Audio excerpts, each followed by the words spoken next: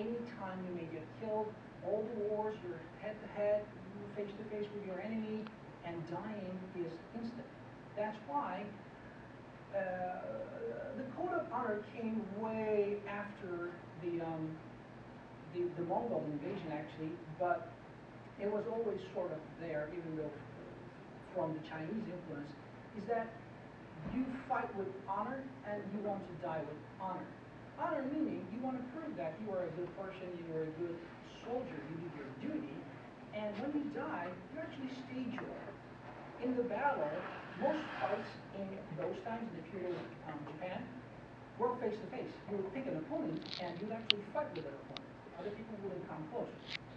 And when you die, it's very easy to die with this thing. It's extremely sharp. If some major artery is cut, it pretty much will lead to that. But decapitation usually comes afterwards, which they do all the time in Japan. So dying is a process, and that's why, and it's also a constant danger every single day. That sort of gave rise to a mentality where you wake up early in the morning, you wash your face, you wash your hands, and you shave your head, you put on your hakama, and you put on your armor, which they wore during the daytime as well. You put on your swords, and you're ready to die every single day. So death is a part of your life. This yin-yang philosophy reflection created the art side of it. So when you're that deep into killing and being killed, but in the same time being a good person and a citizen, someone who valors beauty, something clicks in your brain, meditation comes into play, and you're always calm, you're always relaxed, otherwise you're dead. The warriors that lived through their 30s and 40s are the ones who actually mastered a certain, what they call bushido, the warrior way. The warrior way is where you're focused, where you're calm, where you have good health, you take care of yourself. You mind your surroundings, you mind everything that's going on around you, and you're ready for anything anytime. At the same time, you're honorable, you're trustworthy, and you carry your duty to the full extent of your abilities. This whole circle evidently creates some awakening, and you start cherishing life. Even though your struggles day to day is dying and killing, you still cherish everything that lives. Comes from the Shinto, comes from the Buddhist influences, but in Japan, in the feudal times, again, any warrior that lived past their 30, 40 years of age is an artist of some sort. This doesn't exist in the West, mainly because war in itself is just a process that happens, and afterwards, you really don't act like a warrior. You don't carry your sword every day. You don't wear your armor every single day. Death is not honorable. It's miserable. And because of the vastness of resources, every time there's a new invention, the cannon is invented, so we no longer have cavalry, because you get killed very easily. And the rifle was invented, so the horses were dropped. Whereas in Japan, it doesn't work like that, because they don't have enough resources to actually dedicate to rifles and cannons and other things. So this way of life don't live, and it works perfectly well for them in the coming century or so. So Eastern mind and Western mind are completely different because mainly of the geography, the languages, which created the way of life, which created the warrior class, which created weapons like these, which are extremely valuable and durable and cherished. So if you have to wear this thing every single day and your life depends on it, eventually you start reflecting on it. So it becomes your soul, which is referred to as katana, is the samurai soul. That's where it comes from. It takes very long to produce one, and you want to take good care of it because it depends on it. That concludes how martial arts is an included and inseparable function of Japanese society. Martial arts in general, not limited to Japanese martial arts, let's look at China, Korea, and all these societies, comes from mainly Buddhist monks. So Buddhist monks live in the monastery, they're very happy, they're doing whatever they're doing, and people around, they steal from them, they attack them, because they're peaceful. So they start look for ways to defend themselves. And they observe, they have a lot of time. So what they do is they observe nature, and you go like, oh, monkey moves very fast, so I move like a monkey, but the thief can't catch me, and it does work. Then somebody says, oh, eagle has sharp claws. If I act like an eagle, maybe I can actually do some damage and protect myself. That's where kung fu comes from. Every kung fu form is based on some animal. The way it came into the Chinese society is completely vastly different than the way it came to the Japanese society. So over there, internal martial arts as they're revered in China are healing.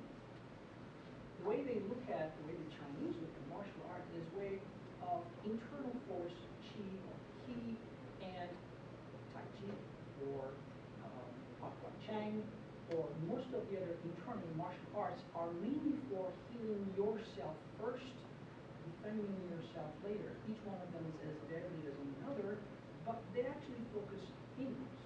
Whereas in Japan, mainly because of the way the martial arts was utilized, it's very, even though it's internal, it's very external, it's very aggressive. So samurai, you can spot from a distance and you want to keep away from this guy, because if you look at him too much, he'll kill you. Whereas in mainland China, a Buddhist monk is someone you like. You talk to this person, you're doing meditation going on, they teach you. So it's a very, very interesting mix of habits, way of life, and sort of like being aware of the things that are happening around you, which I summarize as what is martial arts. The answer to the question of what is martial arts. Martial arts is awareness. Martial arts is being aware of what's happening around you. It's not about attacking or defending or healing. It's more like be aware of yourself, of your surroundings, the wall behind me, how many people are sitting in front of me, the window, the person sitting outside the door looking at me through the window. So all of these things combined is my surroundings, the light reflecting in my eye, and how bored some people are, how interested some other people are. Not with the intention of doing any harm, it's more with the intention of me knowing. And the same goes inwards. Pay attention to your heartbeat, pay attention to your digestion, pay attention to how you're feeling, stress, how to maneuver around stress, how to resolve conflicts. Each one of these are as martial as day-to-day for me. I can resolve any conflict in any situation, not because I know all the situations, but I know a conflict when I see one. When you're driving down the street in your car, in the movies, there's a chasing, somebody's chasing you, there's always a chase, somebody always speeds up and everybody speeds up and there's this thing going on and it ends with a crash. And you always wonder, why doesn't anyone hit the brakes? Because if one would hit the brakes, the other one would just go, you can turn around, you turn and get out of there. I-95. I ride a motorcycle. I rode about 50,000 miles the last 2 years. Big motorcycle. Went all the way up to Canada, down to Western Virginia. So I'm on the highways, byways, roads, off-roads all the time. And martial arts saves my butt every day, any day. Not because of any fighting this and or anything. It was more like awareness. You're in a forest and the road is a little bit sandy. You know that you're going to slip. Okay, sliding is very fun, but how about if there's a horse at the other side of the turn that you can't really see? And sure enough, sometimes there's a horse on the other side, or there's a jeep on the other side. So this whole thing of martial arts giving you the awareness of your surrounding and yourself is incredibly useful. By the way, the word Zen means awareness. So if somebody says, are you a Zen master? It's an incredibly fun question. Are you an awareness master? And there's a story about Buddha. Somebody says, what is our lesson today? And Buddha gives him a flower. That's your lesson today. Stories like these are called koans, and they come hand in hand with meditation, martial arts, with the Eastern philosophy. The way to understand most of them is to understand what's meant behind the scenes. That's also awareness, to be able to read between the lines. Comes with martial arts. If you're fighting, and if it's a good fight, you want to win as much as you don't want to lose. So sometimes not fighting is the best way, because in the end, everybody wins, everybody loses. That comes with martial arts. My primary martial art is Kaizen Aiki Jitsu, which is a version of Aikido. By the way, Do and Jutsu. The way we use the sword, fighting with the sword, is called Kenjutsu. Ken, sword. Jutsu, sort of like the art. And there's also a sportsman version of this, which is called Kendo. There's a competition called Kendo, for people, full body armor, wood swords, and they go at each other, and there's point system, blah, blah. Kenjutsu, there is no competition for it, because the two people would actually kill each other. Judo, there's a competition for it. Judo is a sport. Jiu-jitsu, there's no sport for jiu-jitsu, because jiu-jitsu actually will break something in order to win the competition. What I'm trying to get to is this. Every art form in the martial way comes with two flavors. One of them is the true war sense, in the war sense, which is not the art, literally, because you're actually cute. And also comes with a different flavor, which is the Do. Do means way. So the Aiki way is knowing how to cultivate peace within you so that it reflects outside. If two Aiki practitioners, let's say two Aikido people, and I'm leaving Steven Seagal out of it, if two Aiki people stand face to face for a competition, let's say, nothing will happen. They won't attack each other. Because in the Aiki philosophy, there is no attack. You don't need to attack. Why do I attack anyone?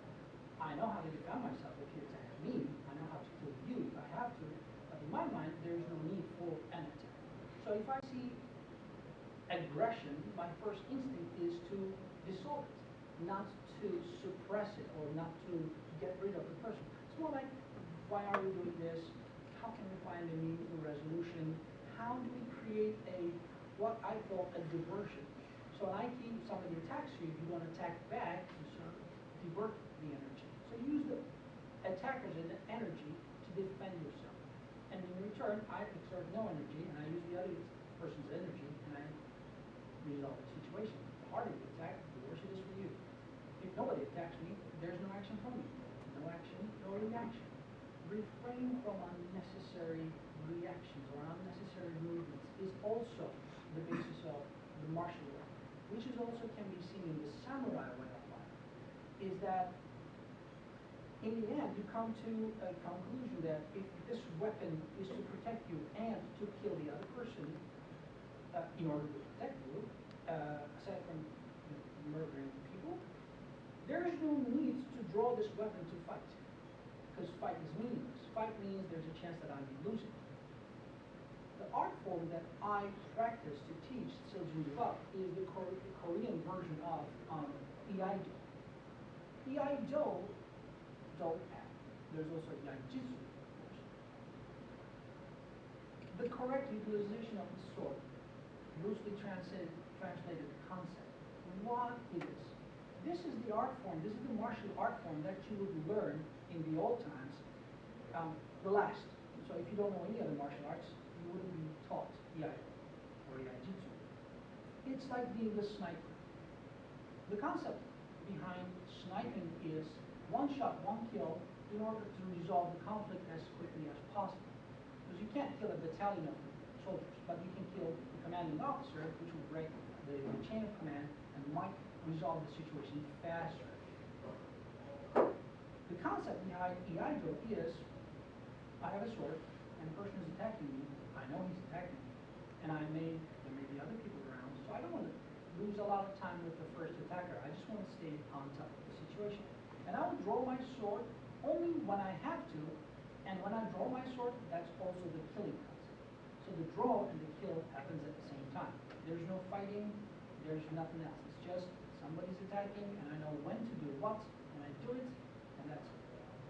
This is a very distilled philosophy, a very mature philosophy of decision making. This teaches, eventually, if you stay on it long enough, you to not do anything that is not beneficial. Arguing is not beneficial. When any other thing that you can come up with in your day-to-day life. Even walking on the street, mud, no mud, walking on the mud, not beneficial. On the other side, 5 people crowding on the other side of the corner. Walking there, not beneficial. The side is clear, over there. Traffic midtown, go somewhere else. Or you're stuck in traffic and there's a moron in front of you and not moving and you're hitting the horn constantly.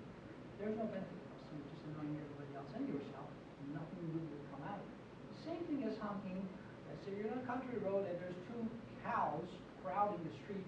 Cows don't understand from or honking, by the way. You just have to let them out. There's no benefit for us. So the martial art, even though it's extremely harsh, extremely brutal, extremely death-dealing, also brings benefits that work more than the martial art itself. What are the chances that I'm going to use a sword ever in my life, in a real life situation? None. And I'm from New York. You can't walk away with this thing. It doesn't work. But the teaching does.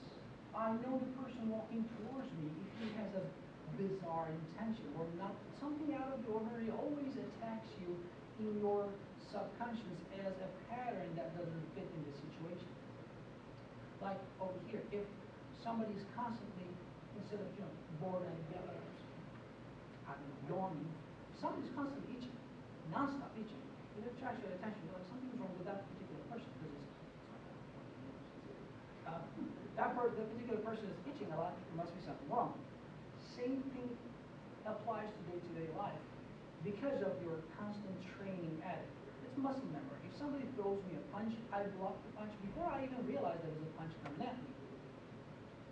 The bad thing is, if I don't know how to control myself and get carried away, like a boxer did in 1980, forgot the date, this happened in downtown New York. This boxer got into a fight in a bar, and he punched the guy to death.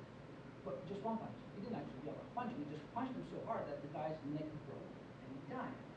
And the judge said, you're at fault. Even though there's no weapon involved, even though there's nothing else going on, and even though it might have been self-defense, judge decided that him being able to break a person's neck with a punch made him, or his hands, a weapon.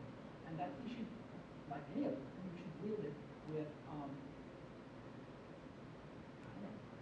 self-control or some other, and maybe you shouldn't wield it at all. The point is, martial arts also teaches you how to kill people without the weapon, your hands or anything else. So it's always funny for me when they pat me down to make sure that there's no weapons on me, and you're like, thank you. It gives you the ability. So it's always there. You always know that you can do more harm than you might intend. If you lose control, yes, you may snap and do something really bad to the other person. That's why you train, and that's why the meditation part comes always. Because it has to be there. Without there, you're just a trained killer, or you're just a trained bizarro learning how to cut things with a sword. What is the thing? So modern times, martial arts come or should come, if you end up in a good dojo, in a good school, always comes with the philosophy, with the teaching, with the knowledge behind the art, so that you can actually benefit from it. Otherwise, learning how to punch a punching bag, great exercise, but not much benefit. Learning how to cut a tatami mat with the sword, great exercise, not much benefit. Same goes for every other. What makes martial arts more interesting is the philosophy has already been baked into it in the past 200-300 years. Well, maybe even more than that, we just don't know. But let's say you learn how to wrestle. Great, you know how to wrestle. How does that translate to your day-to-day life? It doesn't. Or basketball. Great basketball player. Unless you're a good person, basketball doesn't translate. That's why we're always shocked when good players or amazing stars turn out, not so good people in real life. That's what makes martial arts more worthwhile to be engaged in. Because if you engage in it in the correct sense, not only do you learn how to kill things, but you also learn how to not kill things and grow plants, write poetry, or draw pictures, or learn how to meditate, or learn how to be more aware of who you are, what you are, and what's going on around you, which makes you a safer person when you're driving or when you're walking or when you're taking something in New York City. guess we have to stop before time. Okay, I think we can just continue this talk outside. Some new building outside. Before we